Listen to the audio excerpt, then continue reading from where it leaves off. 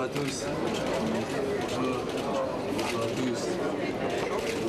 Parce qu'ils ont énormément de besoins là-bas.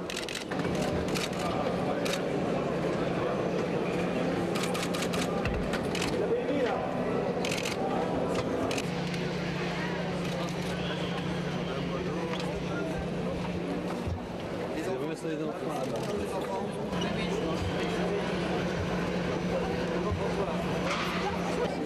Monsieur.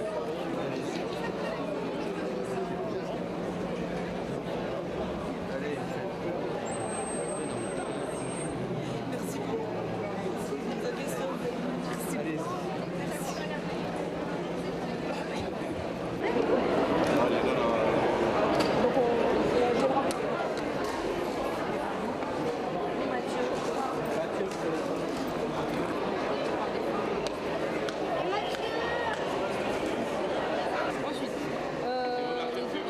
J'ai mon mari qui m'attend dehors.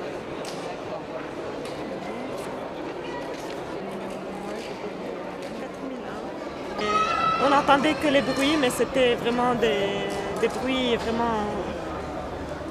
C'était très fort, les bombardements. Beaucoup trop. C'est pour cela on a choisi de revenir à Paris. Regarde, c'est Bavard l'éléphant. Alors, prends les cartes. Celui-là, allez, tiens, c'est pour toi celui-là. Alors, qui n'a pas eu le petit jouet? Nous habitons Jounier. C'était une région relativement calme, mais nous entendions quand même les bombardements et on a eu très peur de l'embrasement régional, surtout quand ils ont commencé à bombarder le port de Jounier.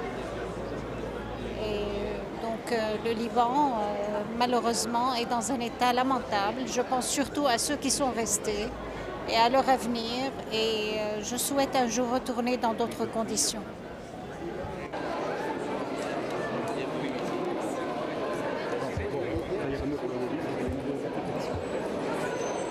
Nous avons voulu envoyer un bateau très vite pour qu'il y ait un pont maritime entre Beyrouth et Larnaca à Chypre, pour que ceux qui veulent fuir puissent le faire.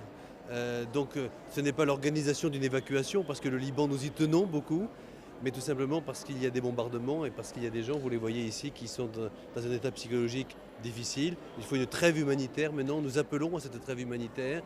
Il y a 50 000 personnes déplacées dans le sud du Liban aujourd'hui.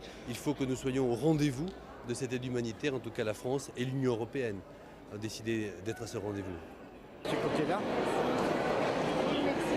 On va aller s'asseoir à l'écran.